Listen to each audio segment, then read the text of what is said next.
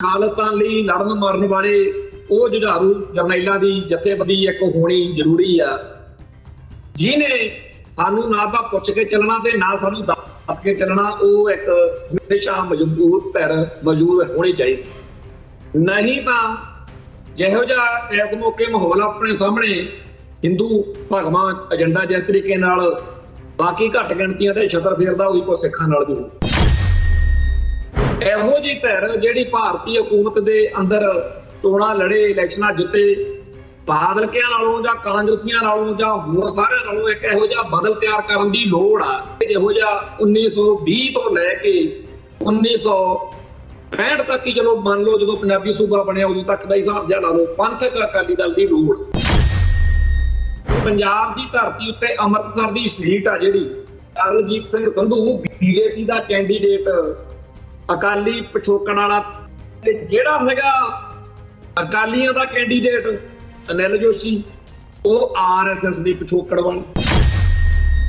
ਅਨੰਦਪੁਰ ਸਾਹਿਬ ਵਾਲੀ ਸੀਟ ਜਿਹਦੇ ਨਾਲ ਸਾਡਾ ਏਡਾ ਇਤਿਹਾਸ ਜੁੜਿਆ ਹੈ, ਉਹ ਸੀਟ ਜਦੋਂ ਪੰਥ ਵਿਰੋਧੀ ਧਿਰਾਂ ਜਿੱਤਦੀਆਂ ਨੇ ਉਦੋਂ ਮਰਨ ਹੋਇਆ ਪਿਆ ਹੁੰਦਾ।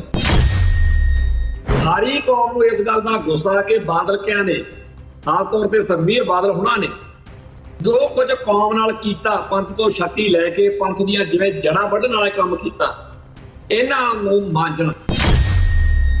ਲੱਖੇ ਸਿਧਾਣੇ ਦਾ ਵਿਰੋਧ ਕਾਂਗਰਸੀ ਕਰਨ, ਆਪ ਵਾਲੇ ਕਰਨ, ਤੇ ਆ ਜਿਹੜੇ ਬਾਦਲ ਵਾਲੇ ਆ ਇਹ ਕਰਨ, ਇਹ ਗੱਲ ਸਮਝ ਆਉਂਦੀ ਆ। ਪਰ ਹੈਰਾਨੀ ਦੀ ਗੱਲ ਇਹ ਆ ਕਿ ਆਪਣੇ ਆਪ ਨੂੰ ਪੰਥਕ ਤੇ ਖਾਲਿਸਤਾਨੀ ਕਹਾਉਣ ਵਾਲੇ ਬੰਦੇ ਲੱਗੇ ਪਏ ਨੇ।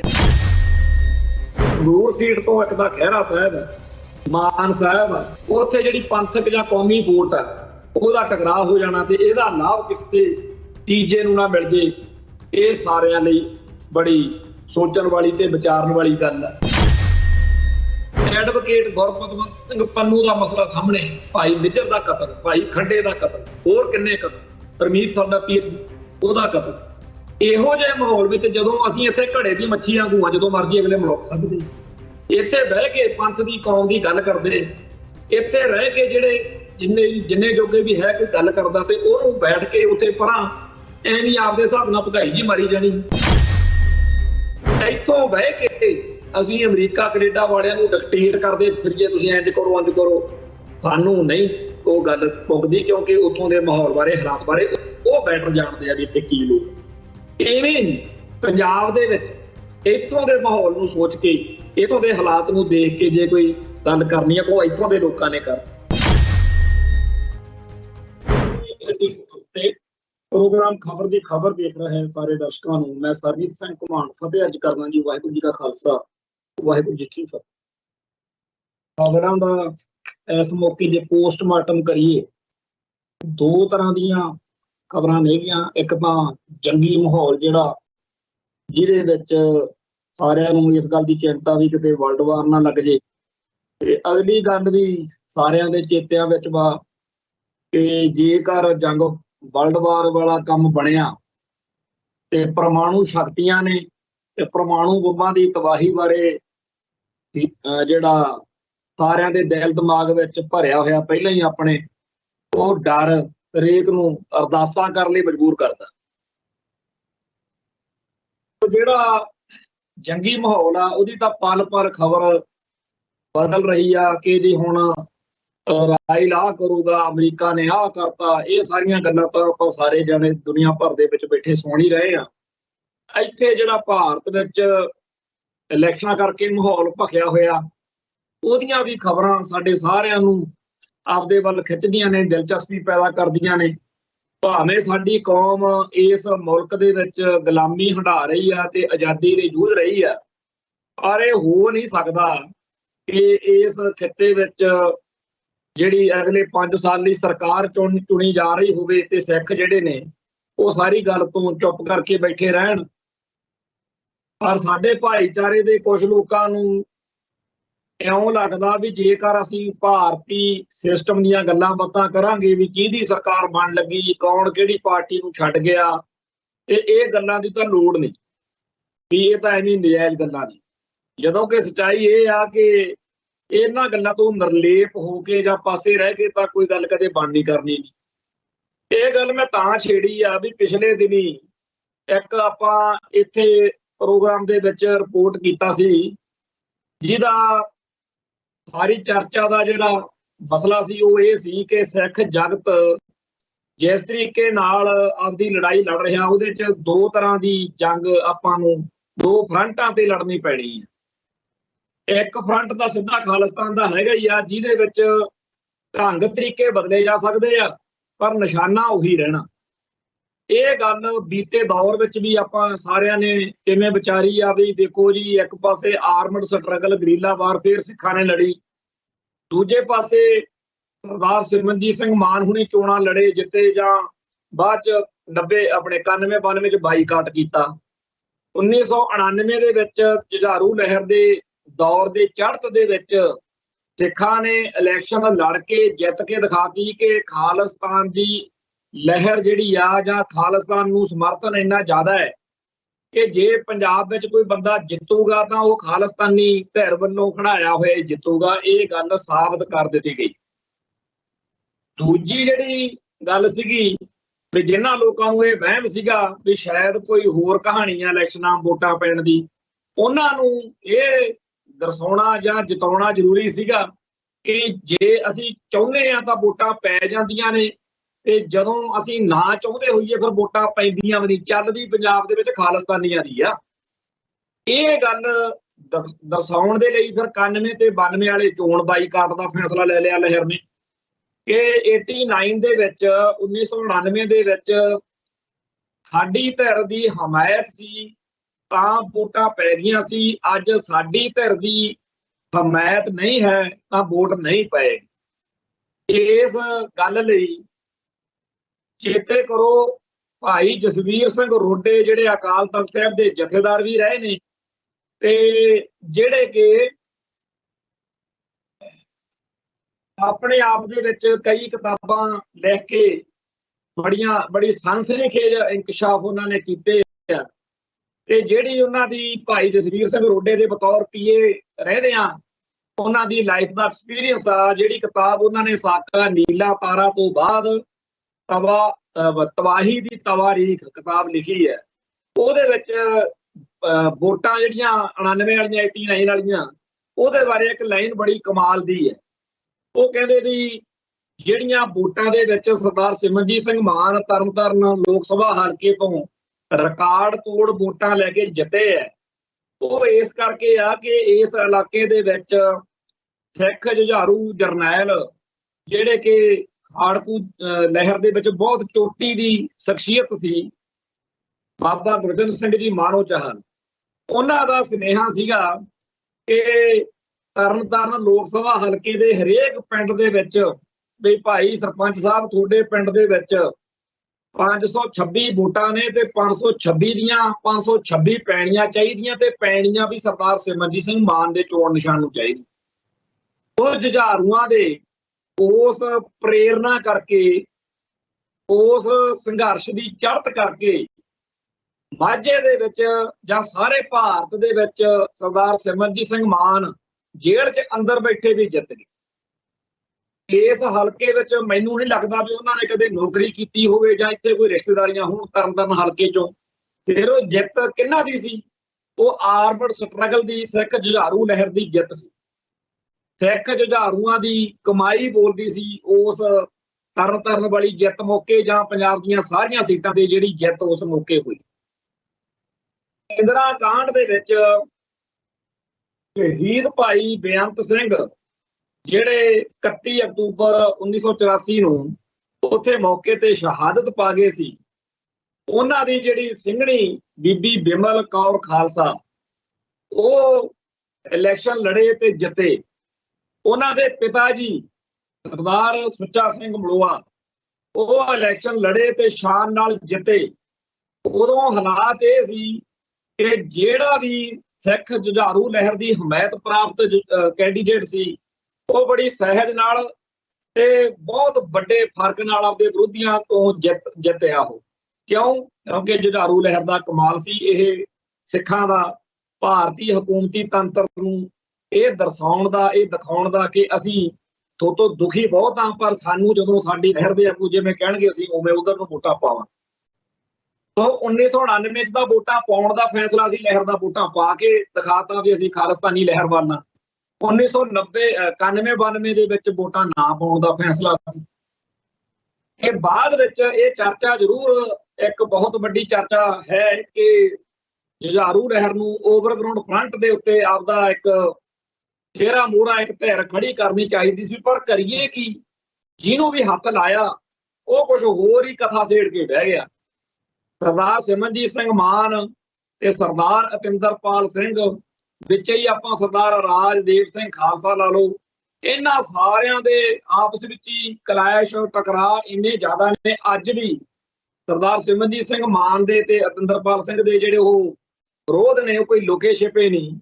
ਸਰਦਾਰ ਅਤਿੰਦਰਪਾਲ ਸਿੰਘ ਆਪਦਾ ਕੋਈ ਚੈਨਲ ਚਲਾਉਂਦੇ ਆ ਤੇ ਲਗਾਤਾਰ ਉਹਦੇ ਉੱਤੇ ਸਾਰੀ ਸਿੱਖ ਜੁਝਾਰੂ ਲਹਿਰ ਨੂੰ ਅਵਾ ਤਵਾ ਬੋਲਣ ਤੇ ਲੱਗੇ ਰਹਿੰਦੇ, ਕਿਸੇ ਨੂੰ ਨਹੀਂ ਛੱਡਦੇ। ਵੀ ਉਹ ਕਹਿੰਦੇ ਆ ਸਾਰੇ ਆਈਬੀ ਦੇ ਬੰਦੇ ਆ, ਸਾਰੇ ਏਜੰਸੀਆਂ ਦੇ ਬੰਦੇ ਆ, ਸਾਰੀ ਸਿੱਖ ਜੁਝਾਰੂ ਲਹਿਰ ਆ ਜਿਹੜੀ ਇਹ ਤਾਂ ਜੀ ਬਹੁਤ ਮਾੜੀ ਸੀ। ਇਹਨਾਂ ਨੇ ਤਾਂ ਜੀ ਸਾਡੀ ਮਤਲਬ ਜਿੰਨਾ ਬੁਰਾ ਬੋਲ ਸਕਦੇ ਆ, ਵਿਚਾਰੇ ਮਿਹਨਤ ਕਰਦੇ ਆ ਵੀ ਸਿੱਖਾਂ ਦੇ ਮਨਾਂ ਚੋਂ ਫਾੜ ਫੂੜ ਧਿਰਾਂ ਦਾ, ਖਾਲਿਸਤਾਨੀ ਸ਼ਖਸੀਅਤਾਂ ਦਾ, ਤੇ ਕਿਸੇ ਨੂੰ ਨਹੀਂ ਬਖਸ਼ਦੇ। ਬਿਲਕੁਲ ਧੜੱਲੇ ਨਾਲ ਪੂਰਾ ਉਹ ਬੋਲਦੇ ਆ, ਪਰ ਸਭ ਤੋਂ ਜ਼ਿਆਦਾ ਜ਼ੋਰ ਉਹਨਾਂ ਦਾ ਇਸ ਗੱਲ ਤੇ ਲੱਗਿਆ ਹੈ ਕਿ ਮਾਨ ਸਾਹਿਬ ਬਹੁਤ ਮਾੜੇ। ਮਾਨ ਸਾਹਿਬ ਪਤਾ ਨਹੀਂ ਕਦੇ ਉਹਨਾਂ ਦੇ ਖਿਲਾਫ ਕੀ ਬੋਲੇ ਜਾਂ ਨਹੀਂ ਬੋਲੇ, ਪਰ ਅਤਿੰਦਰਪਾਲ ਸਿੰਘ ਨੇ ਕਦੇ ਕੋਈ ਕਸਰ ਨਹੀਂ ਛੱਡੀ। ਮਾਨ ਸਾਹਿਬ ਨੇ ਬੀਤੇ ਦੌਰ ਦੇ ਵਿੱਚ ਇਹੋ ਜਿਹੀਆਂ ਸਟੇਟਮੈਂਟਾਂ ਹੋਰ ਜੁਝਾਰੂ ਆਗੂਆਂ ਖਿਲਾਫ ਜਾਂ ਸਿੱਖ ਸ਼ਖਸੀਅਤਾਂ ਖਿਲਾਫ ਦੇਣ ਮੌਕੇ ਕਸਰ ਨਹੀਂ ਛੱਡੀ। ਇਹੀ ਰੰਡੀ ਰੋਣਾ ਇਹਨਾਂ ਸ਼ਖਸੀਅਤਾਂ ਦਾ ਉਦੋਂ ਸੀ 90 91 ਦੇ ਦੌਰ 'ਚ, ਜਿਨ੍ਹਾਂ ਨੇ ਕੌਮ ਦੀ ਅਗਵਾਈ ਓਵਰਗਰਾਉਂਡ ਫਰੰਟ ਤੇ ਕਰਨੀ ਸੀ। ਬਾਦਲ ਕਿਆਂ ਤੋਂ, ਟੌੜੇ ਕਿਆਂ ਤੋਂ, ਬਰਨਾਲੇ ਕਿਆਂ ਤੋਂ ਜਾਂ ਹੋਰ ਜਿਹੜੇ ਸੀ, ਇਹਨਾਂ ਤੋਂ ਤਾਂ ਆਪਾਂ ਨੂੰ ਕੋਈ ਆਸ ਨਹੀਂ ਸੀ। ਇਹਨਾਂ ਨੇ ਤਾਂ 1982 83 ਤੋਂ ਉਦੋਂ ਪਹਿਲਾਂ ਤੋਂ ਹੀ ਸਦਾ ਹੀ ਦਿਖਾਇਆ ਵੀ ਭਾਰਤੀ ਮੁੱਖਧਾਰਾ ਨੂੰ ਮੱਥਾ ਟੇਕਿਆ ਹੋਇਆ ਤੇ ਸਦਾ ਦੂਜੇ ਪਾਸੇ ਭੁਗਤੇ ਲੈ ਦੇ ਕੇ। ਸਾਡੇ ਕੋਲੇ ਸਾਡੇ 1999 ਵਾਲੀ ਇਲੈਕਸ਼ਨ ਮੌਕੇ ਜਿਤਾਏ ਹੋਏ ਆਗੂ ਸੀ। ਇਹਨਾਂ ਨੇ 1990 ਦੇ ਸਾਰੇ ਸਾਲ ਵਿੱਚ ਪੂਰੀ ਐਨ ਮਿਹਨਤ ਕਰਕੇ ਜਿਤਾਤਾ ਵੀ ਸਾਤੋਂ ਕੋਈ ਆਸ ਨਾ ਰੱਖੇ।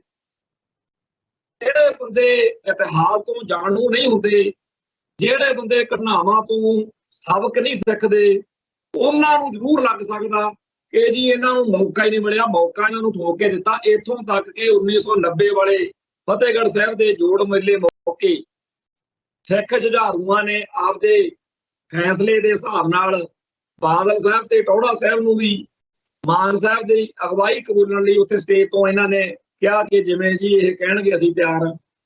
ਪਰ ਬਾਅਦ ਵਿੱਚ ਮਾਨ ਸਾਹਿਬ ਜੇ ਉਹ ਸਾਰੇ ਕਿਸੇ ਨੂੰ ਨਾਲ ਲੈ ਕੇ ਨਹੀਂ ਚੱਲ ਸਕੇ, ਆਪਦੀ ਉਹਨਾਂ ਦੀ ਜੋ ਵੀ ਗੜਬੜ ਹੈ, ਤਾਂ ਉਹਦੇ ਵਿੱਚ ਜੁਝਾਰੂਆਂ ਦੀ ਕੀ ਇਹਦੇ 'ਚ ਗੱਲ ਕਰੀਏ। ਉਸ ਤੋਂ ਬਾਅਦ ਵਿੱਚ ਜਦੋਂ ਇਹਨਾਂ ਨੂੰ ਚੌਧਰੀ ਦੇਵੀ ਲਾਲ, ਬੀਪੀ ਸਿੰਘ ਹੁਣਾਂ ਨਾਲ ਮੇਲ ਮੁਲਾਕਾਤ ਦਾ ਮੌਕਾ ਮਿਲਿਆ, ਉਹ ਖਬਰਾਂ ਅੱਜ ਵੀ ਇਤਿਹਾਸਕ ਤੌਰ ਤੇ ਸਾਰਿਆਂ ਦੇ ਸਮਝ ਲਈ ਮੌਜੂਦ ਨੇ। ਬੰਦੇ ਵੀ ਜਿਉਂਦੇ ਬੈਠੇ ਆ ਸਾਰੇ, ਜਿਹਦੇ ਨਾਲ ਮਰਜ਼ੀ ਗੱਲ ਕਰ ਲਓ। ਤੇ ਇਹਨਾਂ ਨੇ ਅਗਲੇ ਦਿਨ ਜਦੋਂ ਉੱਥੇ ਗੱਲਬਾਤ ਕੀਤੀ, ਇਹਨਾਂ ਨੇ ਉਹ ਸਾਰਾ ਕੁਝ ਕਿਹਾ ਜੀ ਤੋਂ ਖਿੱਝ ਕੇ, ਜੀ ਤੋਂ ਦੁਖੀ ਹੋ ਕੇ ਪੰਥਕ ਕਮੇਟੀਆਂ ਨੂੰ ਕਹਿਣਾ ਪਿਆ ਕਿ ਮਾਨ ਸਾਹਿਬ ਦੀ ਸਾਰੀ ਗੱਲਬਾਤ ਨਾਲ ਸਾਡੀ ਸਹਿਮਤੀ। ਹੁਣ ਬਾਅਦ ਚ ਇਹ ਕਹੀ ਜਾਣਾ ਕਿ ਜੀ ਸਾਡਾ ਕੋਈ ਸਾਥ ਨਹੀਂ ਦਿੱਤਾ, ਸਾਡਾ ਕੋਈ ਓਵਰਗਰਾਉਂਡ ਫਰੰਟ ਨਹੀਂ ਬਣਦਾ। ਬਣਾਇਆ ਤਾਂ ਸੀ ਮਾਨ ਸਾਹਿਬ, ਹੋਰ ਕਿਵੇਂ ਬਣਾਈ? ਇਵੇਂ ਹੀ ਹੋਰ ਬਹੁਤ ਸਾਰੀਆਂ ਸ਼ਖਸੀਅਤਾਂ ਜਾਂ ਜਥੇਬੰਦੀਆਂ ਉੱਤੇ ਸਿੱਖ ਜੁਝਾਰੂ ਲਹਿਰ ਨੇ ਓਵਰਗਰਾਉਂਡ ਚਿਹਰਾ ਬਣਾਉਣ ਲਈ ਉਹਨਾਂ ਨੂੰ ਆਪਦਾ ਦਾ ਲਾਇਆ, ਦਾ ਖੇਡਿਆ, ਪਰ ਨਹੀਂ ਕਿਸੇ ਤੋਂ ਤਸੱਲੀ ਹੁੰਦੀ। ਕੋਈ ਓਵਰਗਰਾਉਂਡ ਫਰੰਟ ਤੇ ਇਹੋ ਜਿਹਾ ਚਿਹਰਾ ਮੋਹਰਾ ਲੀਡਰ ਨਹੀਂ ਬਣ ਪਾਇਆ ਜਿਹੜਾ ਪੂਰੀ ਲਹਿਰ ਦਾ, ਪੂਰੀ ਸਿੱਖ ਕੌਮ ਦਾ ਨੁਮਾਇੰਦਾ ਆਗੂ ਬਣ ਕੇ ਸਟੇਟ ਨਾਲ ਸਿੱਧੀ ਗੱਲ ਕਰ ਸਕਦਾ ਤੇ ਕਹਿ ਸਕਦਾ ਕਿ ਸਾਡਾ ਕੇਸ ਆਹ ਆ ਤੇ ਅਸੀਂ ਕੀ ਭਾਲਦੇ ਹਾਂ ਜਾਂ ਸਾਡੀ ਲੜਾਈ ਦਾ ਆਹ ਕੇਂਦਰ ਪੁਆਇੰਟ। ਗੱਲਾਂ ਤਾਂ ਬਹੁਤ ਮਤਲਬ ਕਰਨ ਵਾਲੀਆਂ ਨੇ। ਫਿਰ ਅਖੀਰ ਤੇ ਉਹ ਟਾਈਮ ਆ ਗਿਆ ਜਦੋਂ ਅੰਡਰਗਰਾਉਂਡ ਮੂਵਮੈਂਟ ਦੀ ਸਾਰੀ ਖਾੜਕੂ ਲੀਡਰਸ਼ਿਪ ਨੂੰ ਇੰਡੀਆ ਵਿੱਚ ਲਿਆ ਕੇ ਭਾਰਤ ਸਰਕਾਰ ਨੇ ਖਾੜਕੂਆਂ ਨਾਲ ਗੱਲਬਾਤ ਕਰਨੀ ਚਾਹੀਦੀ ਔਰ ਕੀਤੀ। ਇੱਥੇ ਅੰਮ੍ਰਿਤਸਰ ਕੁਮਾਰ ਇੰਟਰਨੈਸ਼ਨਲ ਦੇ ਵਿੱਚ ਗੱਲਬਾਤ ਹੋਈ। ਲੁਧਿਆਣੇ ਪ੍ਰੀਤ ਪੈਲਸ ਸਿਨੇਮੇ ਦੇ ਸਾਹਮਣੇ ਸ਼ੈਵਰਨ ਹੋਟਲ ਵਾ, ਉੱਥੇ ਸਾਰੀ ਖਾੜਕੂ ਲੀਡਰਸ਼ਿਪ ਤੇ ਭਾਰਤੀ ਹਕੂਮਤ ਵੱਲੋਂ ਮਲੋਆ ਕਸ਼ਮਧਰ, ਉਦੋਂ ਉਹ ਅੰਡਰ ਕਵਰ ਏਜੰਟ ਦੇ ਰੂਪ ਚ ਨਾਲ ਆਇਆ ਸੀ। ਸਬੋਧ ਕਾਂਤ ਸਹਾਏ ਹੁੰਦਾ ਸੀ, ਗੱਲਬਾਤ ਹੋਈ ਤੇ ਉਹ ਇਹੀ ਕਹਿੰਦੇ ਸੀਗੇ ਕਿ ਤੁਸੀਂ ਜੀ ਆਪਦੇ ਬੰਦੇ ਖੜੇ ਕਰੋ, ਪੰਜਾਬ ਚ ਆਪਦੀ ਸਰਕਾਰ ਬਣਾਓ ਤੇ ਅਸੀਂ ਉਸ ਸਰਕਾਰ ਨਾਲ ਡੀਲ ਕਰ ਲਾਂਗੇ, ਅਸੀਂ ਏਦਾਂ ਤੇ ਅਸੀਂ ਉਦਾਂ। ਹੁਣ ਜਿਨ੍ਹਾਂ ਨੂੰ ਅਸੀਂ ਮੁੱਖ ਮੰਤਰੀ ਜਾਂ ਹੋਰ ਸਾਰਾ ਕੁਝ ਬਣਾਉਣ ਨੂੰ ਫਿਰਦੇ ਫੁਰਦੇ ਸੀ, ਉਹਨਾਂ ਦਾ ਤਾਂ ਇੱਕ ਸੀ ਵੀ ਖਾੜਕੂ ਮਰਨ, ਛੇਤੀ ਕੰਮ ਨਿਬੜੇ ਤੇ ਸਾਨੂੰ ਸੱਤਾ ਹੰਢਾਉਣ ਨੂੰ ਮਿਲੇ। ਉਦੋਂ ਇਹਨਾਂ ਸਾਰਿਆਂ ਨੂੰ ਇਹ ਵਹਿਮ ਸੀ ਵੀ ਜੇ ਕਿਤੇ ਖਾੜਕੂ ਪਾਸੇ ਹੋ ਜਾਣ ਨਾ, ਦਿੱਲੀ ਵਾਲੇ ਤਾਂ ਸਾਡੇ ਲਈ ਰੈੱਡ ਕਾਰਪਟ ਵਿਛਾਉਣ ਨੂੰ ਕਰਦੇ। ਅਸਲ ਵਿੱਚ ਇਹ ਗੱਲ ਭੁੱਲ ਰਹੇ ਸੀ ਸਾਰੇ ਕਿ ਜਿੰਨਾ ਟਾਈਮ ਖਾੜਕੂ ਲਹਿਰ ਦੀ ਚੜ੍ਹਤ ਵਾ, ਉਹਨਾਂ ਟਾਈਮ ਹੀ ਤੁਹਾਡੀ ਬੱਲੇ ਬੱਲੇ ਆ, ਦਿੱਲੀ ਵਾਲਿਆਂ ਨੇ ਬਾਅਦ ਚ ਤੁਹਾਨੂੰ ਮਾਂਜ ਦੇਣਾ। ਉਦੋਂ ਨਹੀਂ ਸੀ ਸਮਝ, ਤੇ ਵਾਕਈ ਉਹ ਬਾਅਦ ਚ ਉਹੀ ਕੁਝ ਹੋਇਆ। ਜਿਨ੍ਹਾਂ ਨੂੰ ਇਹ ਵਹਿਮ ਸੀ ਕਿ ਜਦੋਂ ਜੁਝਾਰੂ ਲਹਿਰ ਖਤਮ ਹੋ ਗਈ ਨਾ, ਬਾਅਦ ਚ ਸਾਡੇ ਹੁਣ ਵੀ ਆ ਜਿਹੜੇ ਕਈ ਇੱਥੇ ਹੈਗੇ ਆ ਜਿਨ੍ਹਾਂ ਨੂੰ ਇਸ ਟਾਈਮ ਬੁਖਾਰ ਚੜਿਆ ਰਹਿੰਦਾ ਵੀ ਪੰਥ ਦੀ ਕੌਮ ਦੀ ਚੜ੍ਹਦੀ ਕਲਾ ਵਾਲੇ ਆ, ਜਿਹੜਾ 500-700 ਬੰਦਾ ਜੇ ਇਹ ਕਿਤੇ ਮਰ ਮੁੱਕ ਜਾਵੇ ਨਾ, ਦਿੱਲੀ ਵਾਲਿਆਂ ਨਾਲ ਆਪਾਂ ਸੌਖੇ ਰਹਿ ਸਕਦੇ ਹਾਂ। ਬੜੇ ਸਿੱਖਾਂ ਨੂੰ ਇਹ ਵਹਿਮ, ਪਰ ਜਿੱਦਣ ਇਹ ਕੌਮ ਦੀ ਚੜ੍ਹਦੀ ਕਲਾ ਵਾਲਿਆਂ ਦਾ, ਵੈਸੇ ਤਾਂ ਇਹ ਨਾਮੁਮਕਿਨ ਆ, ਜਿੱਦਣ ਕਿਤੇ ਇਸ ਧਰ ਦਾ ਭੋਗ ਪੈ ਗਿਆ, ਫਿਰ ਦੇਖ ਲਓ ਭਾਈ ਕੀ ਰੰਗ ਢੰਗ ਵਰਤੇ। ਉਦੋਂ ਫਿਰ ਜ਼ਰੂਰ ਕੰਧਾਂ ਨੂੰ ਹੱਥ ਲਾ ਕੇ ਤੁਰਿਆ ਕਰੋਗੇ, ਨਾਲੇ ਰੋਇਆ ਕਰੋਗੇ ਵੀ ਯਾਰ ਜਿਹੜੇ ਉਹ ਸੀ ਪੰਥ ਦੀ ਗੱਲ ਕਰਨ ਵਾਲੇ, ਉਹਨਾਂ ਨੂੰ ਆਪਾਂ ਬਿਨਾਂ ਕਿਸੇ, ਜਿਵੇਂ ਖਾੜਕੂ ਲਹਿਰ ਮੌਕੇ ਸੀ ਵੀ ਜਿੰਨਾ ਟਾਈਮ ਇਹ ਨਹੀਂ ਪਾਸੇ ਹੁੰਦੇ ਗੱਲ ਹੀ ਬਣ, ਉਵੇਂ ਹੁਣ ਕਈਆਂ ਨੂੰ ਬੁਖਾਰ ਚੜਿਆ ਰਹਿੰਦਾ ਪੰਥਕ ਧਿਰਾਂ ਦਾ, ਪੰਥਕ ਸ਼ਖਸੀਅਤਾਂ ਦਾ, ਵੀ ਇਹਨਾਂ ਦਾ ਭੋਗ ਪਵੇ ਤਾਂ ਕੰਮ ਸੌਖਾ ਹੋ। ਖੈਰ ਗੱਲ ਇਹ ਹੈ ਕਿ ਹਰੇਕ ਬੰਦਾ ਆਪਦੇ ਹਿਸਾਬ ਨਾਲ ਗੱਲ ਚੱਕ ਲੈਂਦਾ ਤੇ ਉਹਦੀ ਵਿਆਖਿਆ ਕੱਢ ਦਿੰਦਾ। ਅਸੀਂ ਅੱਜ ਵੀ ਕਹਿੰਦੇ ਆ ਤੇ ਸਦਾ ਕਹਿੰਦੇ ਆ ਕਿ ਬੀਤੇ ਤੋਂ ਸਬਕ ਸਿੱਖਣੇ ਬੜੇ ਜ਼ਰੂਰੀ ਆ। ਅਸੀਂ ਇਹ ਗੱਲ ਦੇ ਉੱਤੇ ਬੜੇ ਕਾਇਲ ਹਾਂ ਕਿ ਇੱਕ ਤਾਂ ਖਾਲਿਸਤਾਨ ਲਈ ਲੜਨ ਮਰਨ ਵਾਲੇ ਉਹ ਜੁਝਾਰੂ ਜਰਨੈਲਾਂ ਦੀ ਜਥੇਬੰਦੀ ਇੱਕ ਹੋਣੀ ਜ਼ਰੂਰੀ ਆ, ਜਿਹਨੇ ਸਾਨੂੰ ਨਾ ਤਾਂ ਪੁੱਛ ਕੇ ਚੱਲਣਾ ਤੇ ਨਾ ਸਾਨੂੰ ਦੱਸ ਕੇ ਚੱਲਣਾ। ਉਹ ਇੱਕ ਹਮੇਸ਼ਾ ਮਜ਼ਬੂਤ ਧਿਰ ਮੌਜੂਦ ਹੋਣੀ ਚਾਹੀਦੀ। ਨਹੀਂ ਤਾਂ ਜਿਹੋ ਜਿਹਾ ਇਸ ਮੌਕੇ ਮਾਹੌਲ ਆਪਣੇ ਸਾਹਮਣੇ ਹਿੰਦੂ ਭਗਵਾਂ ਏਜੰਡਾ ਜਿਸ ਤਰੀਕੇ ਨਾਲ ਬਾਕੀ ਘੱਟ ਗਿਣਤੀਆਂ ਦੇ ਛਤਰ ਫੇਰਦਾ, ਉਹੀ ਕੋ ਸਿੱਖਾਂ ਨਾਲ ਵੀ ਹੋ।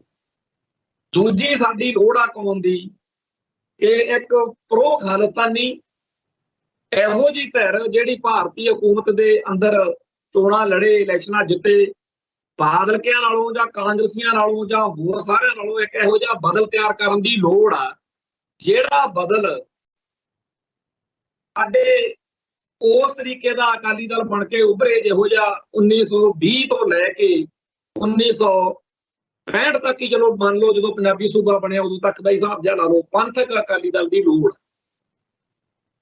ਇਹ ਗੱਲ ਕਿੱਡਾ ਕੁ ਅਲਜਬਰਾ ਜਾਂ ਕਿੱਡੀ ਕੁ ਪੰਥ ਦੇ ਖਤਰੇ ਵਾਲੀ ਗੱਲ ਆ ਜੀ ਇਹ। ਜੇ ਕੋਈ ਬੰਦਾ ਕਹਿੰਦਾ ਵੀ ਆਪਾਂ ਨੂੰ ਆਪਦੇ ਸਿਰ ਗੁੰਦਣ ਲਈ, ਆਪਾਂ ਨੂੰ ਆਪਦੇ MLA MP ਬਣਾਉਣ ਲਈ, ਆਪਾਂ ਨੂੰ ਆਪਦੀ ਕੌਮ ਦੇ ਅੰਦਰੋਂ ਇਹੋ ਜਿਹੀ ਧਿਰ ਖੜੀ ਕਰਨੀ ਪੈਣੀ।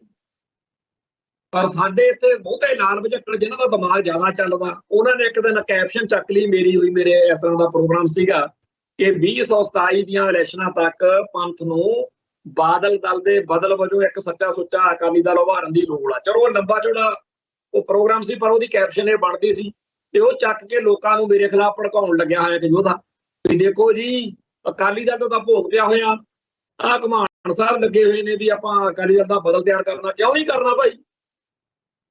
ਨਾ ਤਾਂ ਤੁਹਾਨੂੰ ਪਤਾ, ਨਾ ਵਾਸਤਾ ਦੂਰ ਦਰਾਡੇ ਬੈਠੇ ਹੋ, ਤੇ ਨਾ ਇੱਥੋਂ ਦੀਆਂ ਲੋੜਾਂ ਦਾ ਪਤਾ ਪੰਜਾਬ ਦੀਆਂ ਦਾ।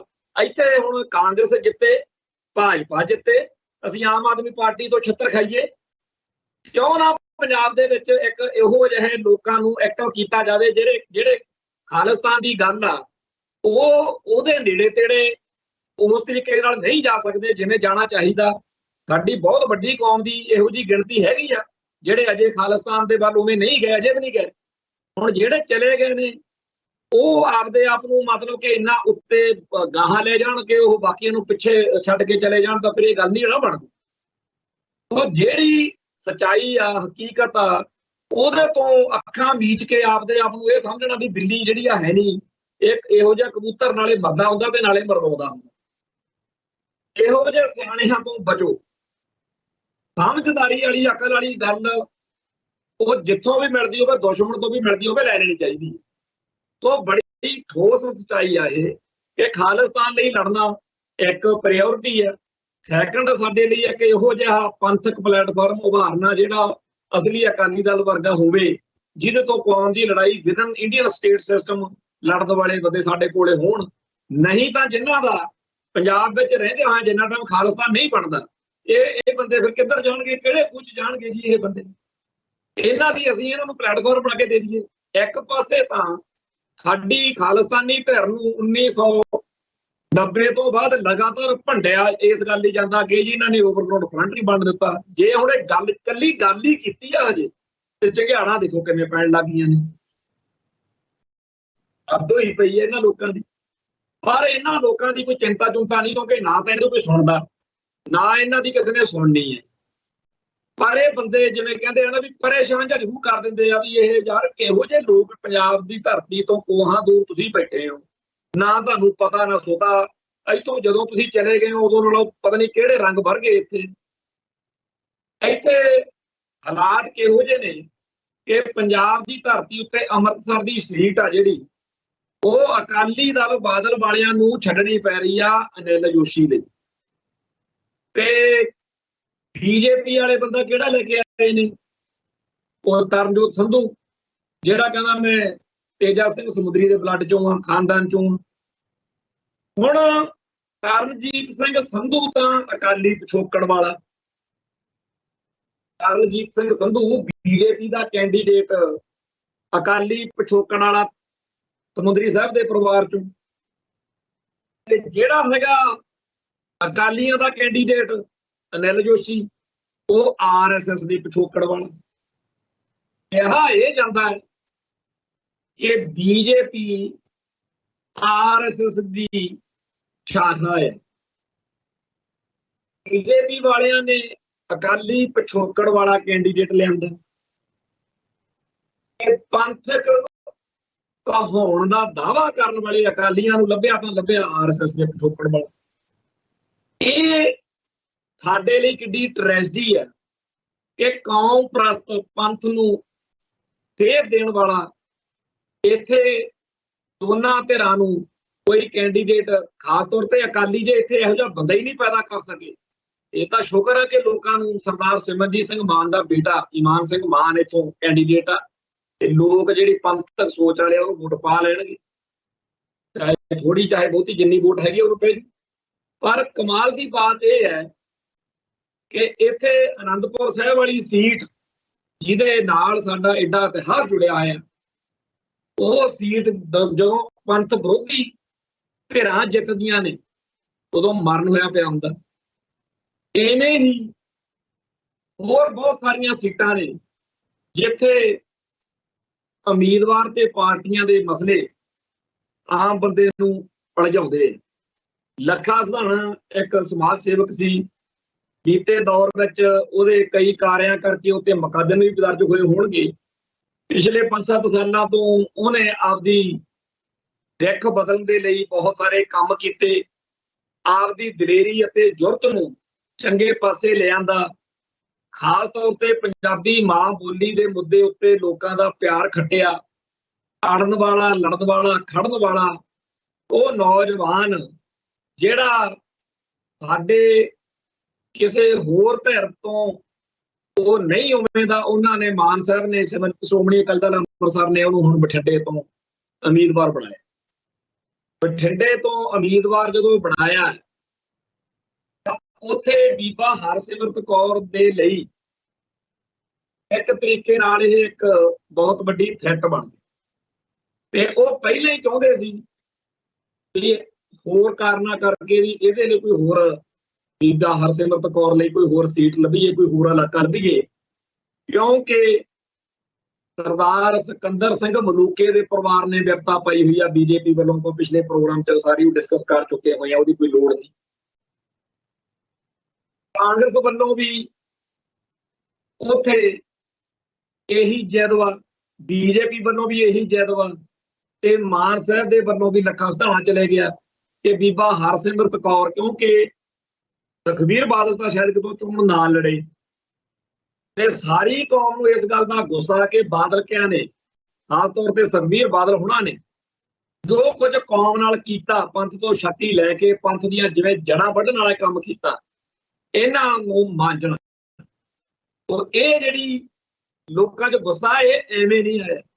ਇਹ ਪਿਛਲੇ ਲੰਮੇ ਅਰਸੇ ਤੋਂ ਜੋ ਇਹਨਾਂ ਨੇ ਜਲੀਲ ਕੀਤਾ ਕੌਮ ਨੂੰ, ਉਹਦੇ 'ਚੋਂ ਗੁੱਸਾ ਨਿਕਲੇ। ਤੋਂ ਸਾਫ਼ ਦਿਖਦਾ ਕਿ ਇਸ ਵਾਰ ਬਾਦਲ ਪਰਿਵਾਰ ਲਈ ਲੜਾਈ ਔਖੀ ਹੈ। ਔਰ ਲੱਖੇ ਸਿਧਾਣੇ ਦਾ ਵਿਰੋਧ ਕਾਂਗਰਸੀ ਕਰਨ, ਆਪ ਵਾਲੇ ਕਰਨ, ਤੇ ਆ ਜਿਹੜੇ ਬਾਦਲ ਵਾਲੇ ਆ ਇਹ ਕਰਨ, ਇਹ ਗੱਲ ਸਮਝ ਆਉਂਦੀ ਆ। ਪਰ ਹੈਰਾਨੀ ਦੀ ਗੱਲ ਇਹ ਆ ਕਿ ਆਪਣੇ ਆਪ ਨੂੰ ਪੰਥਕ ਤੇ ਖਾਲਿਸਤਾਨੀ ਕਹਾਉਣ ਵਾਲੇ ਬੰਦੇ ਲੱਗੇ ਪਏ ਨੇ। ਇਹ ਤਾਂ ਜੀ ਉਦੋਂ ਐਂ ਕੀਤਾ ਸੀ, ਇਹਨੇ ਤਾਂ ਉਹ ਕੀਤਾ ਸੀ। ਦੇਖੋ ਕਮਾਲ ਦੀ ਗੱਲ, ਕਈ ਲੱਖੇ ਸਿਧਾਣੇ ਨੂੰ ਸ਼੍ਰੋਮਣੀ ਅਕਾਲੀ ਦਲ ਅੰਮ੍ਰਿਤਸਰ ਨੇ ਟਿਕਟ ਦਿੱਤੀ ਹੈ, ਤੇ ਸਾਰੇ ਪੰਥਕ ਸੋਚ ਵਾਲਿਆਂ ਨੂੰ ਇਹ ਚਾਹੀਦਾ ਕਿ ਆਪਾਂ ਆਪ ਦੀ ਜਾਂ ਤਾਂ ਬੋਲਤੀ ਬੰਦ ਰੱਖੀਏ ਜਾਂ ਇਹਦੀ ਹਮਾਇਤ ਕਰ ਦਈਏ। ਕਿਉਂ?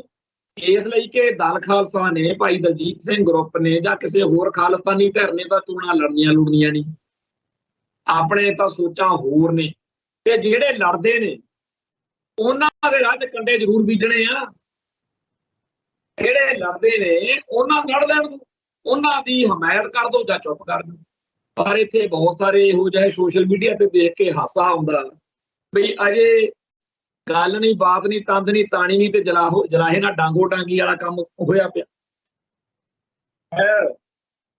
ਹੁਣ ਸੰਗਰੂਰ ਸੀਟ ਆ, ਉੱਥੇ ਮਾਨ ਸਾਹਿਬ ਪਿਛਲੀ ਵਾਰ ਬਾਦਲ ਕਿਆ ਨੇ ਜਾਣ ਕੇ ਭਾਈ ਰਾਜੋਆਣੇ ਦੇ ਮਾਮਲੇ ਦੇ ਵਿੱਚ, ਸਾਰਿਆਂ ਨੂੰ ਪਤਾ, ਬੀਬਾ ਕਮਲਦੀਪ ਕੌਰ ਜਿਹੜੀ ਇੱਕ ਸ਼ਹੀਦ ਪਰਿਵਾਰ ਦੀ ਬੇਟੀ ਹੈ, ਤੇ ਭਾਈ ਰਾਜੋਆਣੇ ਨੇ ਧਰਮ ਭੈਣ ਬਣਾਇਆ ਹੋਇਆ, ਉਹਨੂੰ ਬਾਦਲ ਕਿਆ ਨੇ ਜਾਣ ਕੇ ਉੱਥੇ ਉਮੀਦਵਾਰ ਬਣਾਈ ਸੀ। ਚਲੋ ਮਾਨ ਸਾਹਿਬ ਜਿੱਤ ਗਏ, ਤੇ ਉਹ ਸੀਟ ਦੇ ਬਾਰੇ ਆਮ ਆਦਮੀ ਪਾਰਟੀ ਨੂੰ ਬੜਾ ਹੰਕਾਰ ਸੀ ਕਿ ਇਹ ਤਾਂ ਅਸੀਂ ਹਾਰ ਹੀ ਨਹੀਂ ਸਕਦੇ। ਹੁਣ ਸਾਰਿਆਂ ਨੂੰ ਆਮ ਆਦਮੀ ਪਾਰਟੀ ਤੇ ਖਾਸ ਤੌਰ ਤੇ ਭਗਵੰਤ ਮਾਨ ਉੱਤੇ ਗੁੱਸਾ ਬੜਾ। ਸਿੱਖ ਮਸਲਿਆਂ ਦੇ ਉੱਤੇ ਜਿਸ ਤਰੀਕੇ ਦੀ ਕਾਰਗੁਜ਼ਾਰੀ ਬਾਦਲਾਂ ਦੀ ਰਹੀ ਆ, ਉਹੋ ਜਿਹੀ ਇਹਨਾਂ ਦੀ ਆਮ ਆਦਮੀ ਪਾਰਟੀ ਵਾਲਿਆਂ ਦੀ ਹੈ। ਜਿਵੇਂ ਭਾਈ ਦਵਿੰਦਰਪਾਲ ਸਿੰਘ ਭੁੱਲਰ ਦੀ ਰਿਹਾਈ ਰੋਕਣ ਲਈ ਹਰ ਬਹਾਨਾ ਆਮ ਆਦਮੀ ਪਾਰਟੀ ਨੇ ਲਾਇਆ, ਉਹ ਕੌਮ ਭੁੱਲ ਨਹੀਂ ਸਕਦੀ।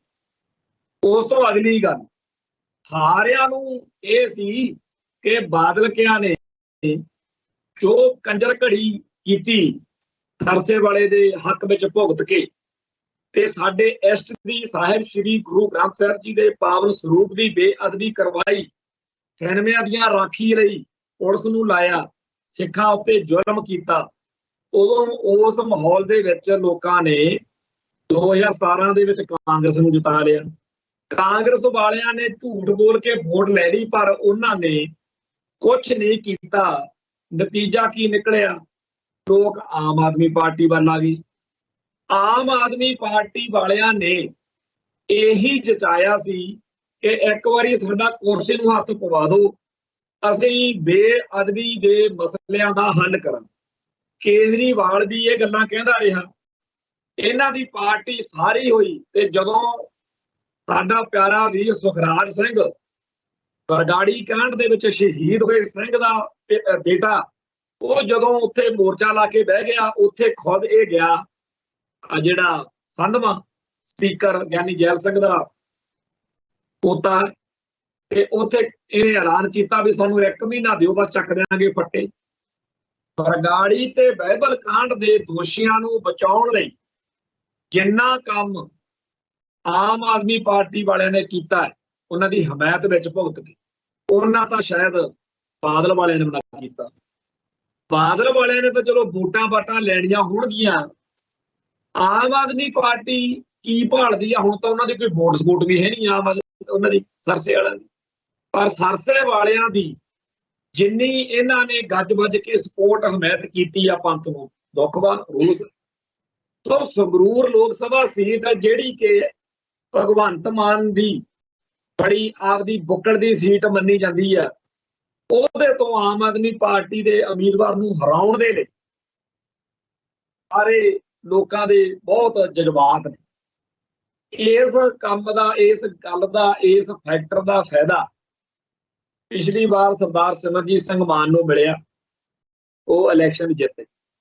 ਤੇ ਅਸੀਂ ਉਦੋਂ ਵੀ ਕਿਹਾ ਤੇ ਅੱਜ ਵੀ ਕਹਿੰਦੇ ਜਿੱਦਣ ਉਹ ਇਲੈਕਸ਼ਨ ਮਾਨ ਸਾਹਿਬ ਜਿੱਤੇ ਸੀ ਉਦੋਂ ਬਹੁਤ ਭਾਰੀ ਲੋੜ ਸੀ ਕਿ ਸਾਰੇ ਪੰਜਾਬ ਦੇ ਲੋਕ ਉਡੀਕ ਰਹੇ ਆ ਤੇ ਸ਼੍ਰੋਮਣੀ ਅਕਾਲੀ ਦਲ ਅੰਮ੍ਰਿਤਸਰ ਦੇ ਉਸ ਮੌਕੇ ਕੈਂਡੀਡੇਟ ਵਰਕਰ ਨਿਕਲਦੇ ਤੇ ਸਾਰੇ ਪੰਜਾਬ ਦੇ ਵਿੱਚ ਆਪਦੇ ਯੂਨਿਟ ਖੜੇ ਕਰਦੇ, ਕਿਉਂਕਿ ਲੋਕ ਆਮ ਆਦਮੀ ਪਾਰਟੀ ਤੋਂ ਵੀ ਦੁਖੀ ਹੈ, ਕਾਂਗਰਸ ਤੋਂ ਵੀ ਦੁਖੀ ਹੈ, ਭਾਜਪਾ ਦਾ ਕੋਈ ਨਾਂ ਲੈ ਕੇ ਰਾਜੀ ਨਹੀਂ, ਬਾਦਲਕਿਆਂ ਤੋਂ ਟੁੱਟੇ ਪਏ।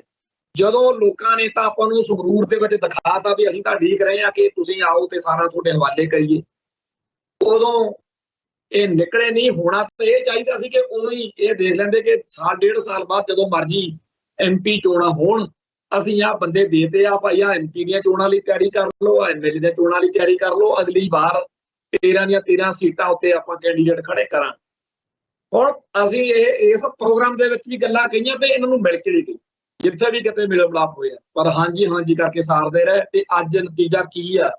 ਜਿਨ੍ਹਾਂ ਕੈਂਡੀਡੇਟਾਂ ਦੇ ਨਾਂ ਲਏ ਜਾ ਰਹੇ ਨੇ ਉਹਨਾਂ ਨੂੰ ਜੇ ਇਹੀ ਨਾਂ ਉਦੋਂ ਦੇ ਕਹਿ ਹੁੰਦੇ ਵੀ ਤਿਆਰੀ ਕਰਕੇ ਰੱਖਿਓ ਤਾਂ ਇਹਨਾਂ ਇਲਾਕਿਆਂ 'ਚ ਉਹ ਵਿਚਰੇ ਹੁੰਦੇ।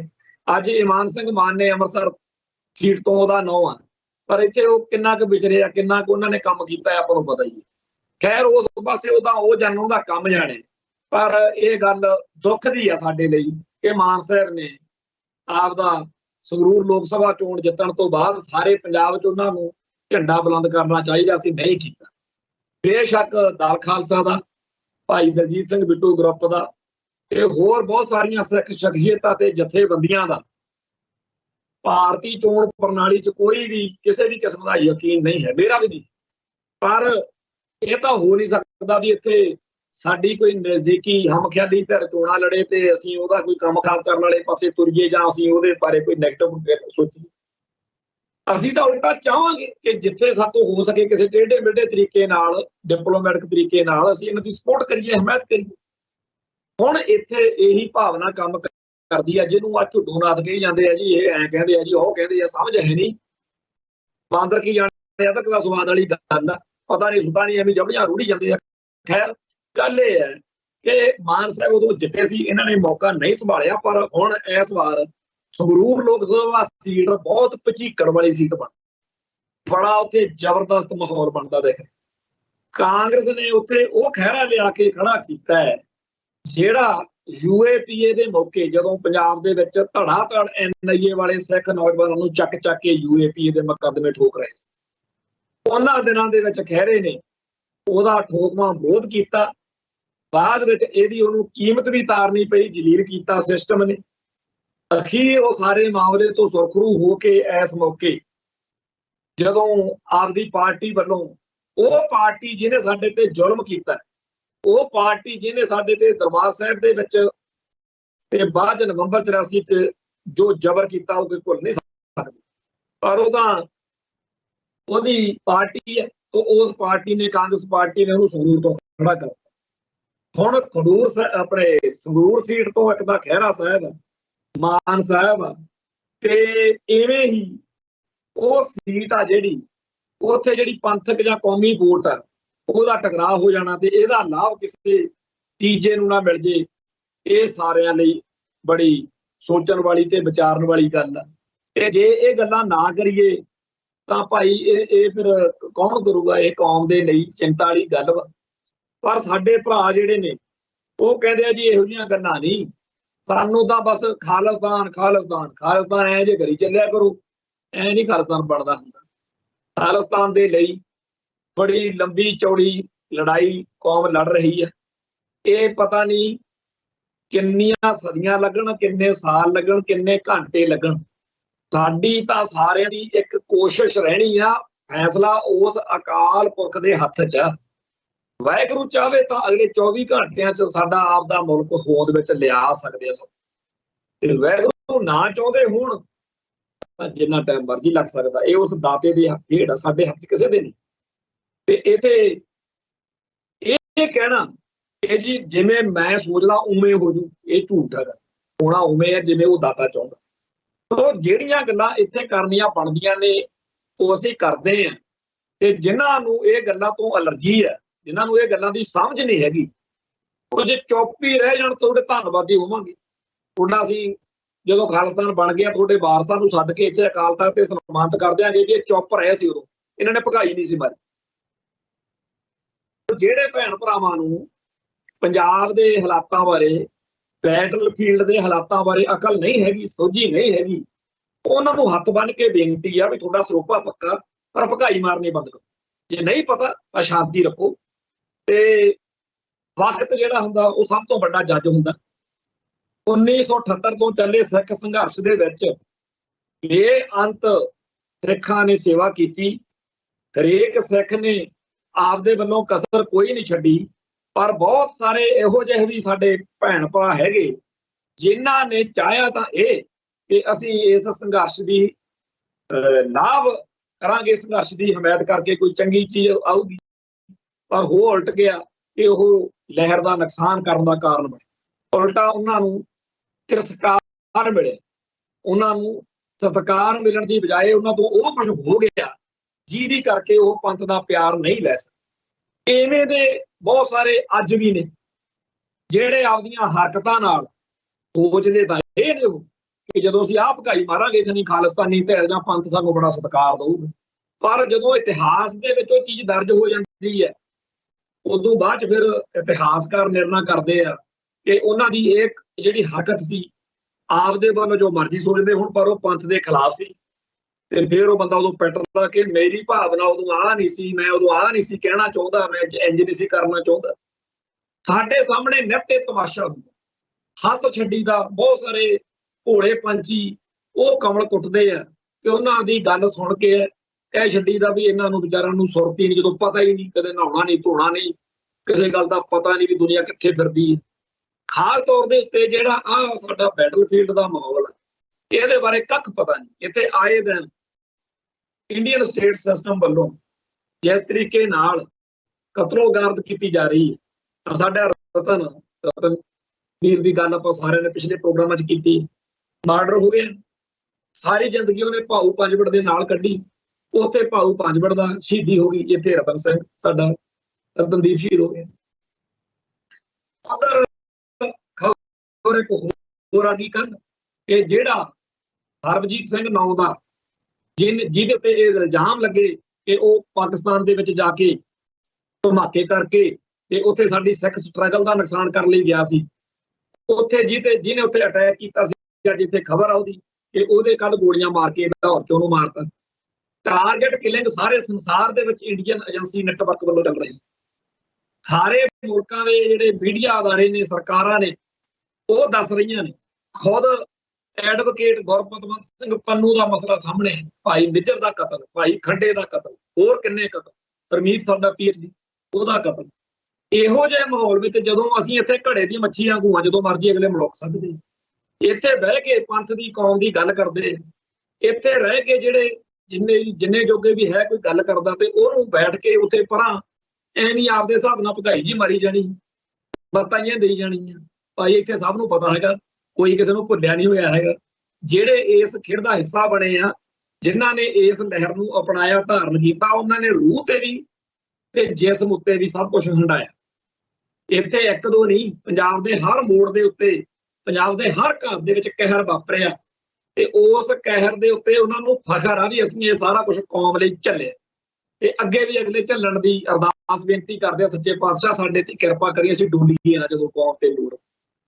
ਇੱਕ ਪਾਸੇ ਇੰਡੀਅਨ ਸਟੇਟ ਸਿਸਟਮ ਨੇ ਸਾਰੇ ਸੰਸਾਰ ਦੇ ਵਿੱਚ ਚੁਣ ਕੇ ਜੁਝਾਰੂ ਖਾਲਿਸਤਾਨੀ ਪੱਖੀ ਸਿੱਖਾਂ ਦੇ ਕਤਲ ਕਰਨੇ ਸ਼ੁਰੂ ਕੀਤੇ ਹੋਏ। ਦੂਜੇ ਪਾਸੇ ਪੰਜਾਬ ਵਿੱਚ ਬੈਠਿਆਂ ਨੂੰ ਤਾਂ ਉਹੀ ਅਗਲੇ ਜਦੋਂ ਮਰਜ਼ੀ ਨਿਸ਼ਾਨਾ ਬਣਾਉਣ ਦੀ ਕੋਸ਼ਿਸ਼ ਵਿੱਚ ਨੇ।